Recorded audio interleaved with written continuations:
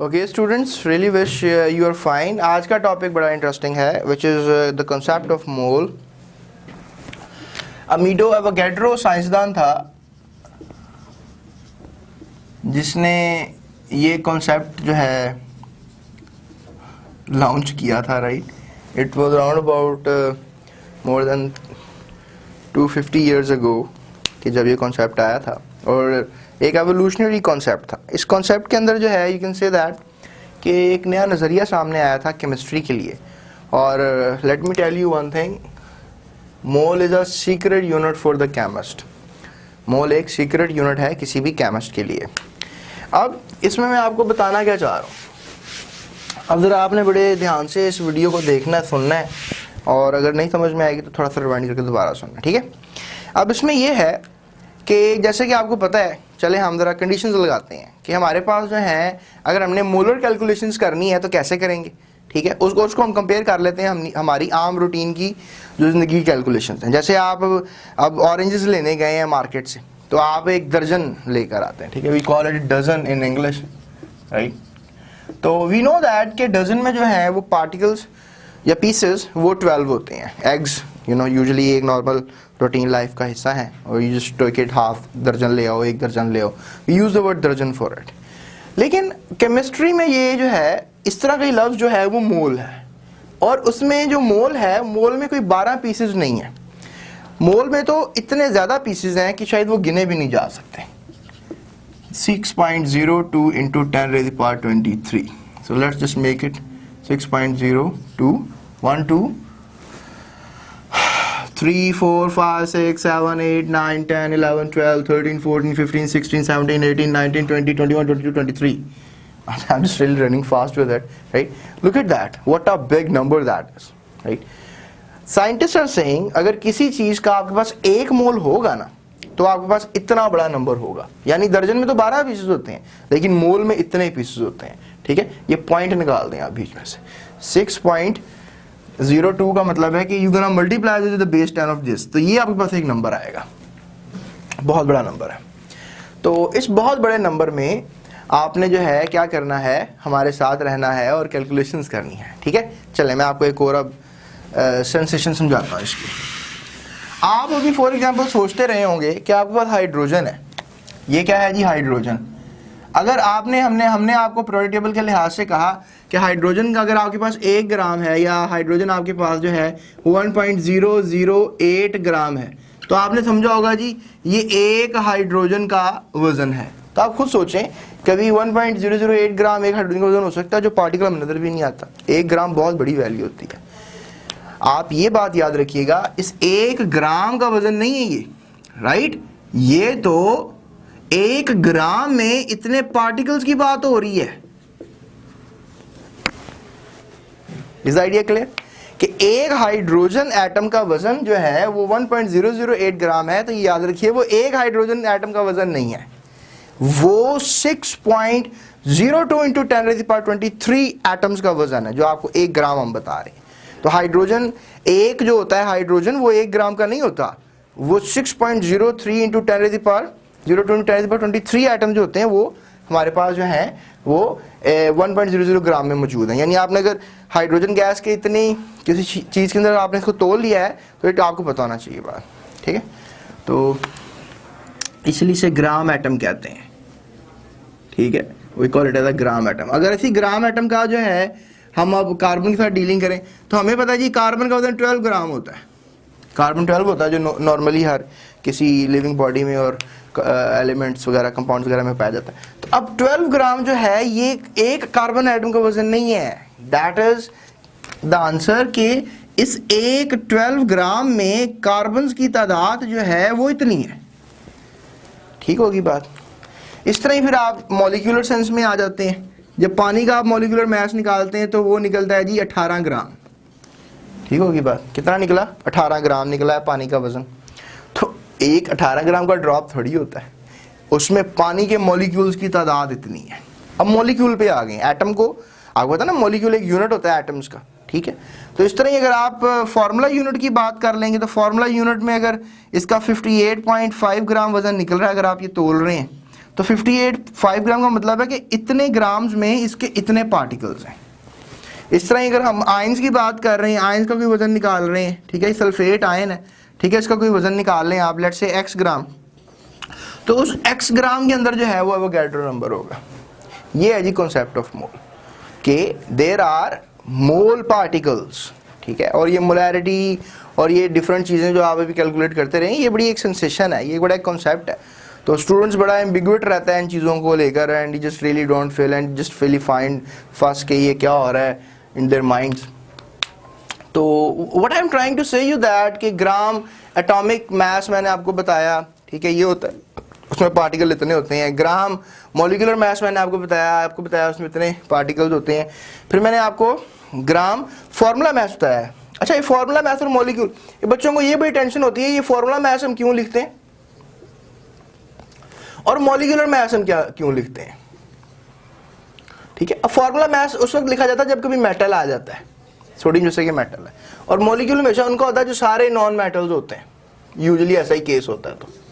तो यानी सब चीज़ें नॉन मेटल्स हैं, तो फिर वो मॉलिक्यूल कहलाता है, क्योंकि वो एग्जिस्ट करता है छोटे छोटे यूनिट्स में, ठीक है, और छोटे छोटे मतलब यूनिट्स एटम्स के बनाकर। और फार्मूला मास में ये होता है कि बहुत ज़्यादा बड़ा फार्मूला होता है, लेकिन इसका एम्पिरिकल फार्मूला हम लिख लेते हैं और एम्पिरिकल फार्मूला का मैथ आपको बता देते हैं।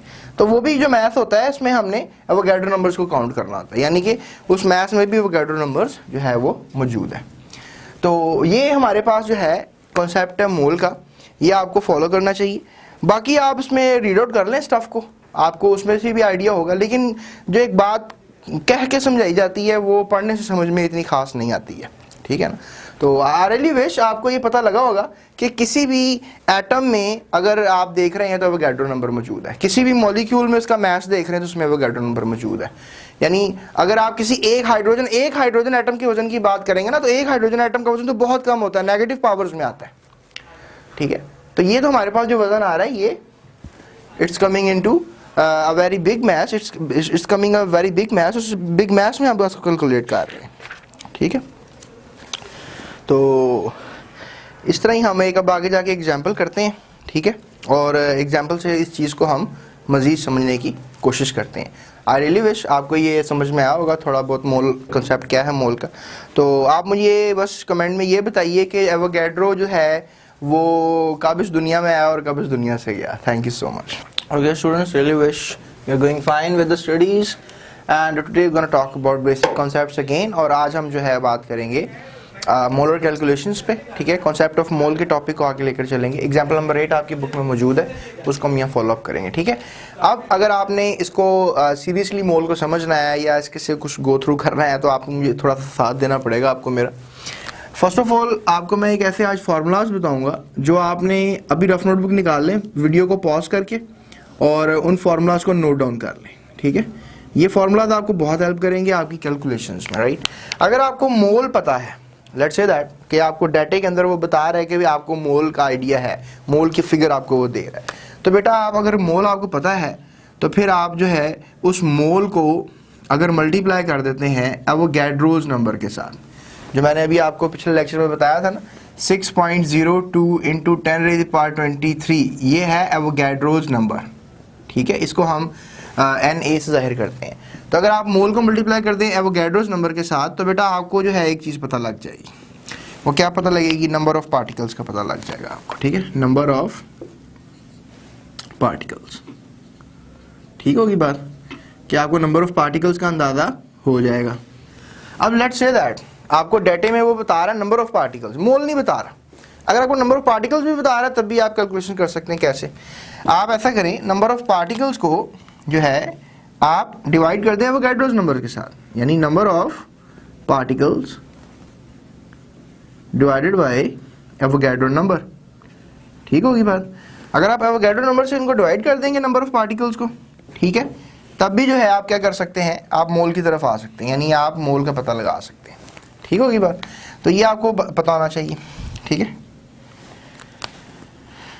ओके, मैं आपको यहाँ पर एक और चीज़ बताता चलूँ। जो नंबर ऑफ पार्टिकल्स हैं वो आपके पास एटम्स हो सकते हैं, ठीक है, वो आपके पास मॉलिक्यूल्स हो सकते हैं,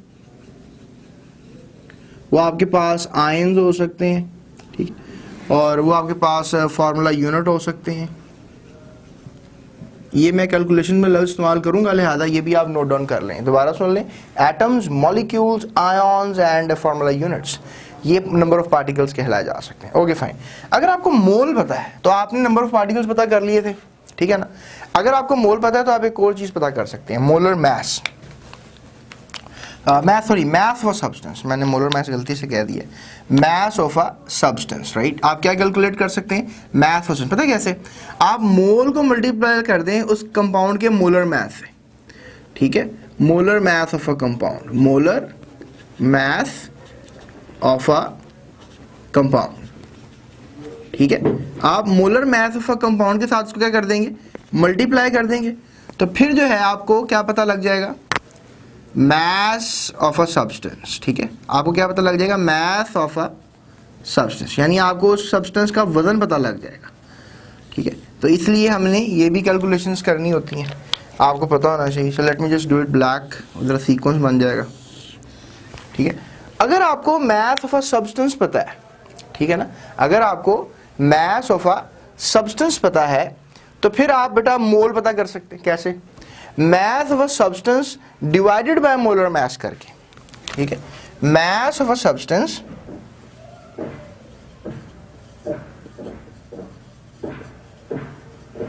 ठीक है, मास of a substance divided by molar mass करके, ठीक है, डिवाइडेड बाय मोलर मास, आप ये कर सकते हैं, राइट। आप जब आप मोलर मास करेंगे तो फिर आपको मोल पता लग जाएंगे, यानी या तो आपको ये पता हो तो आप ये पता लगा सकते हैं, ये पता लग जाए तो फिर आप ये पता लगा सकते हैं, यानी कि चीज़ें घूम रही हैं यहाँ पर एक सर्कल में, राइट। कि अगर आपको ये पता है तो फिर आप ये पता लगा सकते हैं, राइट, ठीक है। अगर आपको ये पता लग गया तो आप ये पता लगा सकते हैं, ठीक है। अगर आपको ये पता है, यानी मास सब्सटेंस पता है, तो आप क्या पता लगा सकते हैं, मोल पता लगा सकते हैं। अगर आपको फिर मास सब्सटेंस से मोल पता लग गया तो मोल पता लग गया तो पार्टिकल पता लग जाएंगे आपको। तो ये आप जो कह लेंगे, मैंने एक डायग्राम बनाई है आपके लिए, ये डायग्राम बड़ी इंपॉर्टेंट है, ये आपको मोल कैलकुलेशन में बहुत हेल्प करने वाली है। अगर आपको ये भी नहीं आती है, ये मेमोराइज नहीं है आपको, तो फिर समझ लें कि कैलकुलेशंस करना बहुत टफ काम हो जाएगा, राइट। तो एक एग्जांपल को शॉर्ट आउट करते हैं, ठीक है। इधर देखें जरा, he is saying in example number 8 कि हमारे पास आपके पास अगर आपने लेट्स से दैट गर्मियों में आपने फ्रिज से निकाला है जी एक आइस पैक निकाला आपने, ठीक है। आइस पैक जो एक आपको पता है कि आइस के क्यूब्स होते हैं उसके अंदर, आइस पैक के अंदर, तो आपने वो क्यूब निकाला है, आपने उठाकर उसको तराजू पे रख दिया, उसका वजन आया है 9 ग्राम, 10 ग्राम सॉरी, ठीक है। कितना वजन आया उसका, 10 ग्राम। तो आप अब सोच रहे हैं यार इस आइस क्यूब के अंदर कितने वाटर के मॉलिक्यूल्स होंगे, तो ये आपका क्वेश्चन बड़ा वैलिड है, लेकिन आंसर किस तरह निकालेंगे इसका, राइट। तो यही वो क्वेश्चन पूछ रहा है हमसे, ठीक है। वो कह रहे हैं कि इसमें बताओ पानी के मॉलिक्यूल्स कितने हैं, और उसमें फिर हमें वो और डीप इन साइड लेके जा रहा है। वी नो दैट के वाटर में H2O होता है, फिर वो कह रहा है इसमें बताओ हाइड्रोजन भी कितने होंगे, फिर उसमें बताओ ऑक्सीजन कितने होंगे। यानी पहले तो हमें मॉलिक्यूल्स के बारे में पता लगना चाहिए, क्योंकि अगर मॉलिक्यूल्स का पता होगा तो फिर आगे एटम्स की कैलकुलेशन पॉसिबल होती है। ये मैं आपको बता रहा हूँ, राइट। तो करने की कोशिश करते हैं, राइट। ये जो हमारे पास एक कॉन्सेप्ट है इसको हम इधर साइड पे ही रखते हैं, राइट, क्योंकि ये बड़ा हेल्पफुल रहेगा। सो आई कैंट रेज इट, या ओके फाइन, इसको मैं रेज नहीं करता क्योंकि मैं बार बार इसको यूज करूंगा। Okay fine. So what we want to do is that we want to calculate the molecules in a 10 gram of ice, right. तो 10 ग्राम ऑफ आइस का मतलब है कि you know the mass of a substance, इधर देखिए, right, you know the mass of a substance, और वो पूछ क्या रहा है, मॉलिक्यूल्स, यानी वो मजे की बात है, वो आपसे पार्टिकल्स के बारे में पूछ रहा है, ठीक है ना। मैंने कहा था ना कि मॉलिक्यूल्स जो हैं पार्टिकल्स हैं, राइट। सो वो क्या बता रहा है आपको, मास ऑफ सब्सटेंस। वो पूछ क्या रहा है आपको, नंबर ऑफ पार्टिकल्स के बारे में। तो आप कैसे करेंगे इसको कैलकुलेट, यहां पर मास ऑफ सब्सटेंस को आप ऐसा करें, डिवाइड कर दें मोलर मास से। आपको वाटर का मोलर मास होगा, पता होगा, तो यहां पर हमने क्या करना है, मोल पता करने हैं, ठीक है। सबसे पहले हम मोल पता करेंगे, यहां लिखते हैं हम 4 मोल। मोल क्या का फॉर्मूला होगा जी, मोल निकालने का फॉर्मूला होगा मास of a substance divided by the molar mass, ठीक है। और मास ऑफ अ सब्सटेंस जो है वो क्या है, हाँ बताएं, मास ऑफ सब्सटेंस क्या है 10 ग्राम, वो आपको बता रहा है, डाटे में बता रहा है। और उसके बाद आपने क्या निकालना है जी, मोलर मास। पता है आपको पानी का मोलर मास क्या होता है, 18 ग्राम, राइट। तो ग्राम ग्राम से कट जाएगा, तो 10/18 का आंसर क्या आएगा बताएं, 10/18 का आंसर क्या आएगा बताएं, जल्दी बताएं। 10/18 का आंसर आएगा, कैलकुलेट करना पड़ेगा। Okay, let me just do it for you, just give me few seconds, only few seconds. If this video can be paused. Okay, here we have the calculator. Okay, let me do it for you. Look at that, it's on. Can you see this?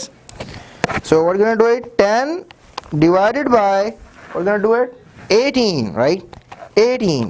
So what we get, something like 0.55, right? Lot of fives.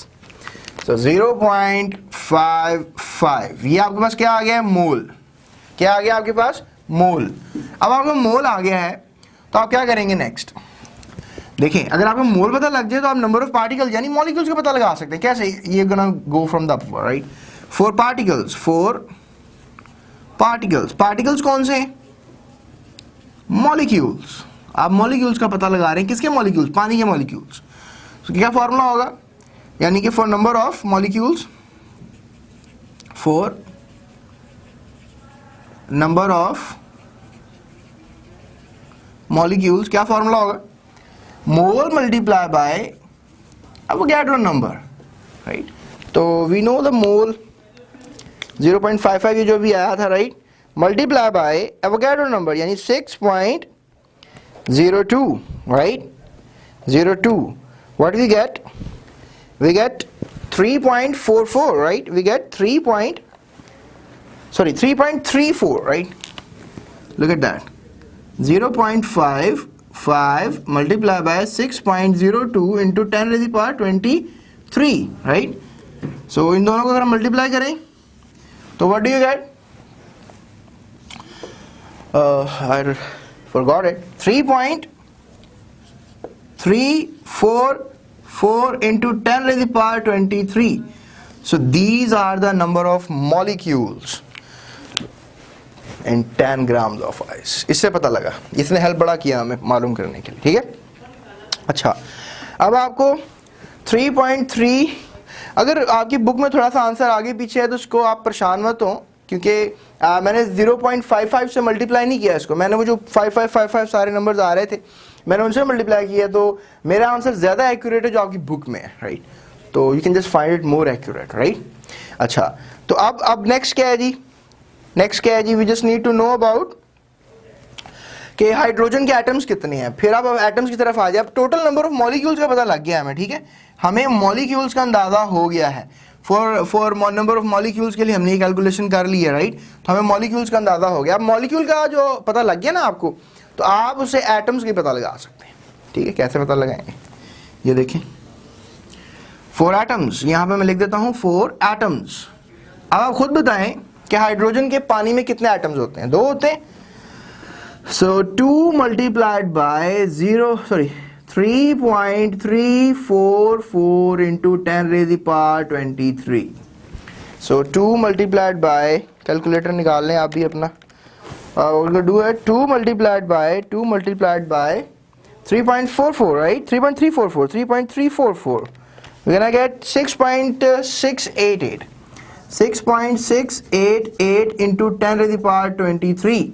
So these are the number of hydrogen atoms, ठीक है। पानी के 10 gram ice में जो था वो इतने molecules हैं पानी के और इतने हाइड्रोजन एटम्स हैं, ठीक है। अब अपने क्या करना है, 4 ऑक्सीजन एटम, ठीक है, 4 ऑक्सीजन एटम्स, और ऑक्सीजन एटम को पता है 1 होते हैं। सो 1 multiplied by 3.344 into 10 raised to the power 23, तो आंसर सेम रहेगा, तो आंसर होगा 3.344 into 10 raised to the power 23. So that's the answer we are getting for oxygen. और इन दोनों को जमा करेंगे तो we can get this answer, right? We can get total number of atoms, यानी कितने टोटल नंबर ऑफ एटम्स हैं। इन दोनों को जमा करेंगे तो कुछ नंबर वैल्यू बड़ी आएगी, इस पेन को अगर आप तोड़ेंगे तो 2 हो जाएंगे, ये एक पेन था ना, वाटर मॉलिक्यूल को तोड़ेंगे तो इसमें नंबर ऑफ एटम्स का क्या हो जाएगा, इजाफा हो जाएगा। इन दोनों को जमा करेंगे तो वाटर के मॉलिक्यूल्स के कितने एटम्स हैं वो आपको पता लग जाएंगे। But they don't ask that thing from the calculations. उन्होंने सिर्फ ये पूछा कि आप मॉलिक्यूल्स बता दो, नंबर ऑफ हाइड्रोजन एटम्स बता दो, for number of oxygen atoms बता दो, right. You are doing hydrogen atoms calculation around है। तो आप कंक्लूजन लिख सकते हैं in the last, the number of molecules in 10 gram of ice is 3.344 in 10 to the power 23, and number of hydrogen atoms in 10 gram of ice is 6.688 in 10 to the power 23, and number of oxygen atoms in 10 gram of ice is 3.344 into 10 to the power 23. So that could be your possible answer. और इसमें they have asked calculate the number of atoms of hydrogen and oxygen separately and total number of atoms. Total number of atoms के लिए क्या करेंगे आप? अभी मैंने आपको बताया टोटल नंबर ऑफ एटम्स के लिए क्या करेंगे, आप इन दोनों को कर देंगे प्लस, यानी 3.344 plus 6.688 into 10 to the power 23। अब 3.344 प्लस करना है, ठीक है, प्लस क्या करना है, 6.688, right? You're gonna do it. So it becomes 10.032, something like that, ठीक है। 10.032 into 10 to the power 23 atoms. Total number of atoms भी आपको पता लग गए, ठीक है। And the covalent bonds तो आपको पता ही है, हाइड्रोजन जो है वो लिंक्ड होता है ऑक्सीजन के साथ with a angle of 104.5, and that's it. So there are 2 covalent bonds, one this and one this, और इसमें covalent bonds की तादाद जो है वो 2 है, ठीक है। So I don't really want to make this video a bit more longer, you know, I know just get frustration अगर आप कुछ ज़्यादा देर वीडियो को फॉलो करें। तो आई रियली विश आपको एग्जाम्पल नंबर 8 टोटली समझ में आ गई होगी, ठीक है, और ये कैलकुलेशंस आपने नहीं भूलनी है क्योंकि अगले एग्जाम्पल में मैंने इनको फिर यूज़ करना है, ठीक है। So till then thank you so much. लेकिन एक क्वेश्चन मैं आपसे पूछता हूँ, आप मुझे ये बताएं कि नलके से जो है एक कतरा पानी का गिर रहा है, ठीक है, नलके से एक कतरा पानी का गिर रहा है, उस कतरे का वजन 9 ग्राम है, अब उसमें बताएं कितने पानी के मॉलिक्यूल्स होंगे। Thank you so much, that's it. So students, I'm here with you again and today I'm going to talk about basic concepts again। और आज जो है हम concept of mole की बात कर रहे हैं once again और elaborate करेंगे एग्जाम्पल नंबर 9 को, ठीक है। आज की प्रॉब्लम ये है कि हमारे पास एक तेज़ाब है, उसका नाम है फॉस्फोरिक एसिड, और उस फॉस्फोरिक एसिड में जो है हमने उसके नंबर ऑफ मॉलिक्यूल्स मालूम करने हैं। वो 10 ग्राम कह रहे हैं जी, हम आपको देंगे, यानी वो मास ऑफ अ सब्सटेंस हमें दे रहे हैं, ठीक है। तो हमने अब मॉलिक्यूल्स यानी पार्टिकल्स का मालूम करना है हमने, ठीक है। We gonna calculate the particles, और उसके बाद gonna number of positive and negative ions, देखेंगे कि फॉस्फोरिक एसिड कितना डिसोसिएट हो सकता है और कितने आयंस बना सकते हैं, उसके लिहाज से हम इसको करेंगे कैलकुलेट। और फिर मास ऑफ इंडिविजुअल आयंस, ठीक है, और हमने अब मास ऑफ इंडिविजुअल आयंस के बारे में बात करनी है, ये बड़ा इंटरेस्टिंग पॉइंट होगा। और उसके बाद लास्ट में हम चार्जेस की बात कर लेंगे, ठीक है। तो सबसे पहले हम बात करते हैं नंबर ऑफ मॉलिक्यूल्स की। तो बेटा आप सबको पता होगा फॉर पार्टिकल्स के लिए क्या कैलकुलेशन होती है। फॉर पार्टिकल्स क्या है हमारे पास, मॉलिक्यूल्स, ठीक है। पार्टिकल्स हमारे पास मॉलिक्यूल्स हैं। तो अब क्या होगा जी, मॉलिक्यूल्स के लिए क्या फॉर्मूला होना चाहिए, खुद बताएं आप। अगर आपने मेरी पिछली वीडियो देखी है तो आप बता सकते हैं, ठीक है। मॉलिक्यूल्स के लिए यानी पार्टिकल्स के लिए फार्मूला ये होना चाहिए कि फर्स्ट ऑफ ऑल हमें मोल पता होना चाहिए और मास ऑफ सब्सटेंस वो गिवन कर रहे हैं, ठीक है।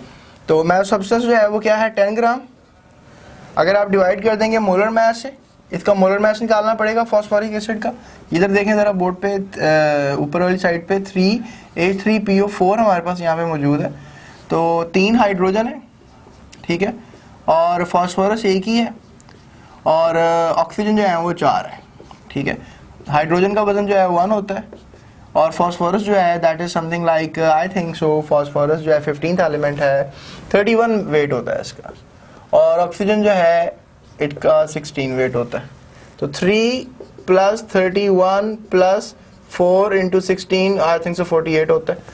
तो चेक करें ज़रा क्या मैथ आता है इसका। मोलर मास क्या आता है? 98 आता है, ठीक है। कल प्लस कर लें आप, 98 ग्राम इसका मोलर मास आएगा, किसका? फॉस्फोरिक एसिड का, ठीक है। आपने अब ऊपर क्या लिखना है? क्या लिखना है ऊपर आपने? मास ऑफ अ सब्सटेंस, जो आपको डाटे में दिया हुआ है 10 ग्राम लिख दिया आपने। उसके बाद आपने लिखना है मोलर मास ऑफ सब्सटेंस, जो कि क्या आ रहा है? 98। तो 10/98 क्या होता है बताएं, जल्दी करें। 10/98, okay, just give me few seconds. 10/98 होता है, कुछ अमेजिंग सा नंबर ही होता है, 10/98। देसी कैलकुलेटर इस्तेमाल कर रहा हूँ मैं, so it's giving me the answer 0.102, right?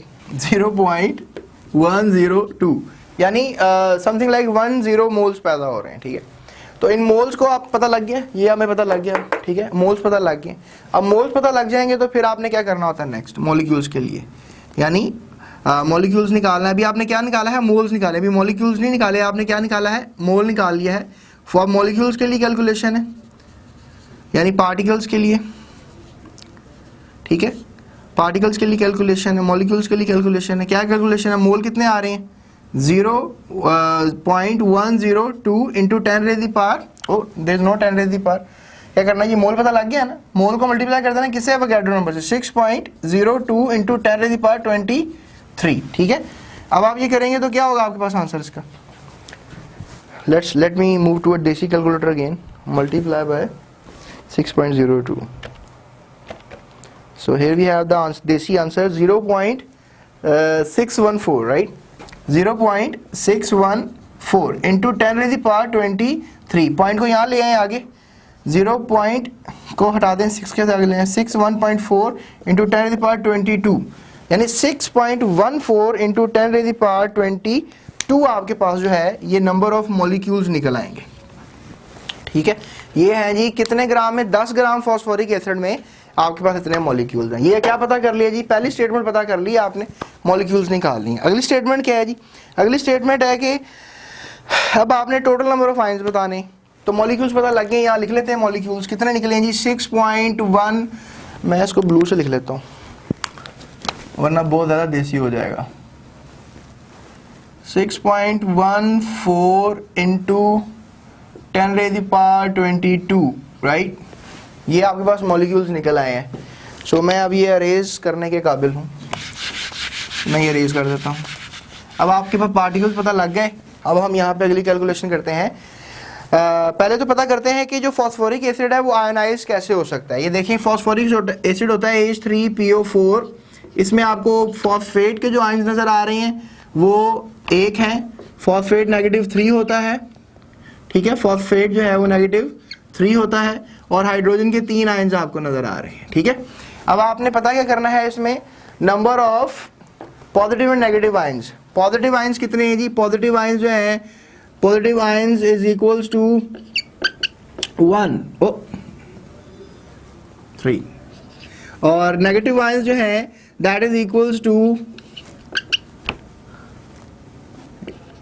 1। So that could be the possible answer, right? Possible answer. So आगे देखते हैं, ठीक है, इसी कैलकुलेशन को। अब हमें पता लग गया जी टोटल नंबर ऑफ मॉलिक्यूल जो थे वो कितने थे? वो थे 6.14 इंटू 10⁻⁴। चले मैं इसको यहाँ लिख लेता हूँ। नेगेटिव आयंस कितने हैं? लाइट नहीं आ रही, अंधेरा हो रहा है, मुझे बहुत डर लाइट आ गई। तो नेगेटिव आयंस जो है वो हमारे पास सिर्फ 1 है, राइट? सो ये हमें पता लग गया ऊपर वाली इक्वेशन से, ठीक है।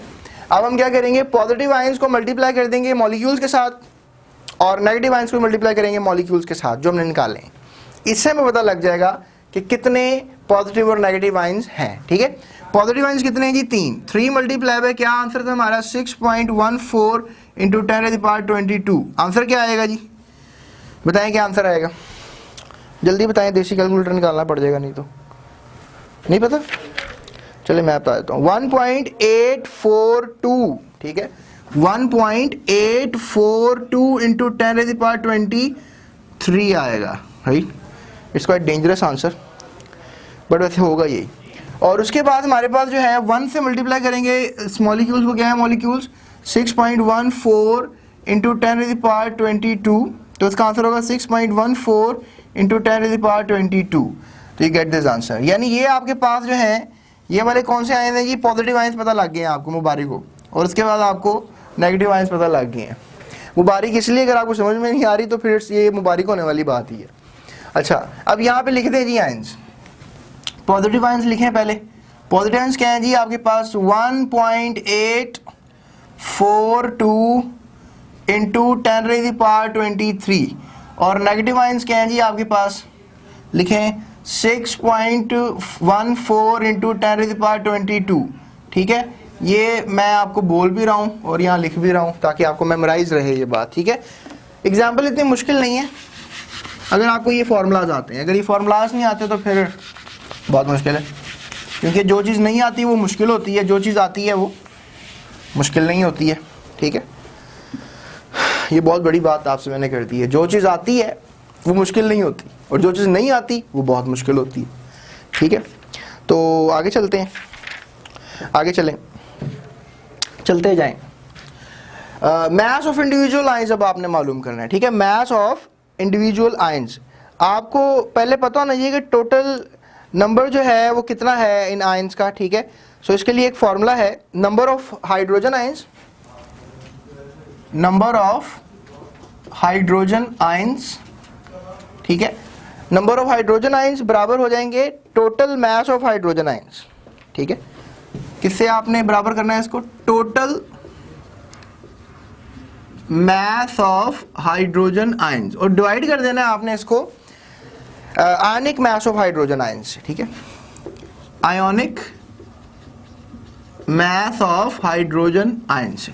अब देखें टोटल नंबर ऑफ आयंस अभी पॉजिटिव आपने निकाले थे ना, कितने निकाले थे 1.842 इंटू 10⁻23।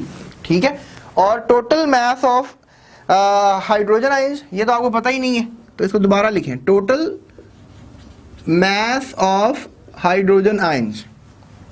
ठीक है, ये तो निकालना है हमने total mass of hydrogen ions. और ionic mass of hydrogen ions क्या है। ठीक है, ionic mass of hydrogen ions आपको पता होना चाहिए क्या है, गेट सम आइडिया। भाई देखे ना, मास होता है न्यूक्लियस का। ठीक है ना, मास होता है न्यूक्लियस का, आयन के साथ कोई ताल्लुक नहीं होता। जैसे हाइड्रोजन है, ठीक है, हाइड्रोजन जो है उसका मास क्या बताएं, बताएं जल्दी बताएं, हाइड्रोजन का मास क्या 1.008 है। ठीक है, अब अगर आपने हाइड्रोजन में से एक इलेक्ट्रॉन निकाल दिया है, ठीक है, तो आप बताएं अब उसका क्या मास है, अब भी उसका 1.008 मास है। You don't need to get worried about कि आयोनिक मास क्या होगा। ठीक है, you don't need to get worried about that. इसका आंसर क्या होगा 1.008 ही होगा इसका ionic mass of hydrogen. Total mass का नहीं आपको पता, आयनिक मास का तो आपको पता है। और हाँ एक और चीज, आपने इसको मल्टीप्लाई करना है एवोगैड्रोस नंबर के साथ। ठीक है, आपने मल्टीप्लाई करना है किसको, इस पूरी इक्वेशन को एवोगैड्रोस नंबर के साथ। आज ये आप क्रॉस मल्टीप्लाई करें सारी इस चीज को। ठीक है, कैसे करेंगे आप, total mass of hydrogen ions, ठीक है, बराबर, अब ये इधर आके क्या मल्टीप्लाई होगा, यानी 1.842 इंटू 10⁻23। ठीक है, ये मल्टीप्लाई हो जाएगा, मल्टीप्लाइड बाय 1.008 डिवाइडेड बाय, ये एवोगैड्रो नंबर इधर आके क्या होगा, डिवाइड हो जाएगा, यानी 6.02 इंटू 10⁰23। अब इसको हम सॉर्ट आउट कर लेंगे, यानी सॉल्व कर लेंगे, तो हमारे पास आंसर आएगा 0.308 ग्राम। यानी हमें इसका पता लग गया है, मास ऑफ इंडिविजुअल आयंस में पॉजिटिव आयंस का पता लग गया। ठीक है, पॉजिटिव आयंस का अंदाजा हो गया है। पॉजिटिव आयंस कितने हैं जी, मास, ठीक है, मास ऑफ इंडिविजुअल आयंस में पॉजिटिव आयंस का क्या पता लगा आपको, 0.308 ग्राम आया। ठीक है, चलें अब नेगेटिव आयंस का पता लगाते हैं।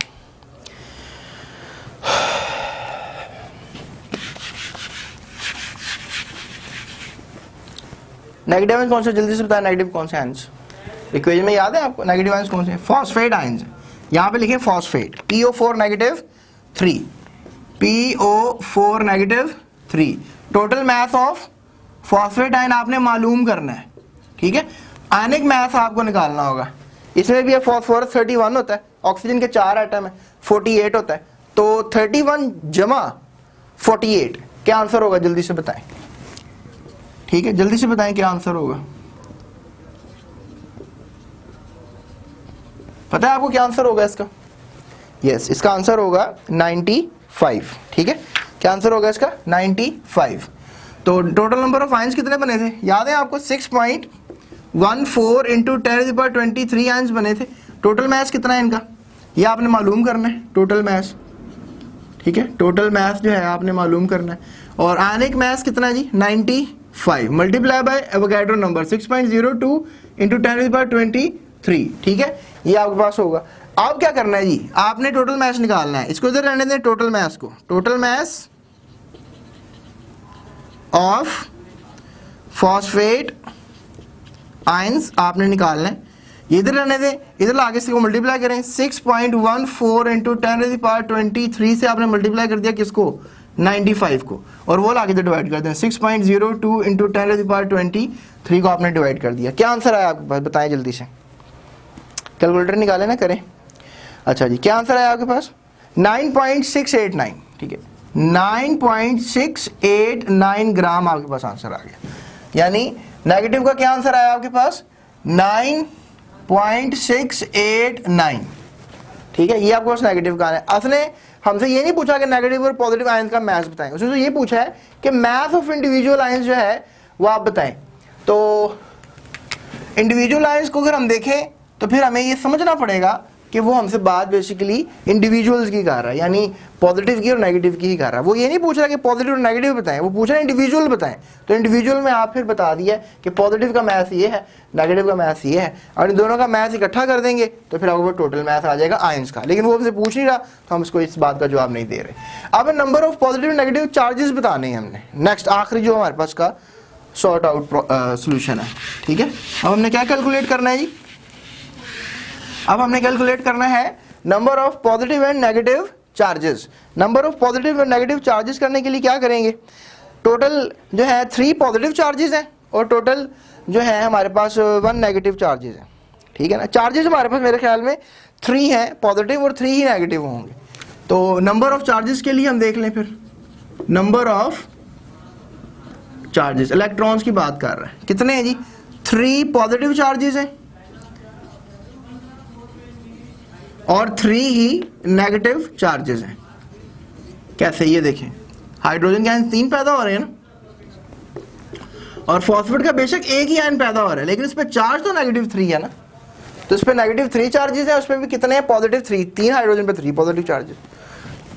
तो आप ऐसा करें, 3 को मल्टीप्लाई कर दें किसके साथ? जो आपके पास नंबर ऑफ मॉलिक्यूल्स आए थे, क्या आए थे?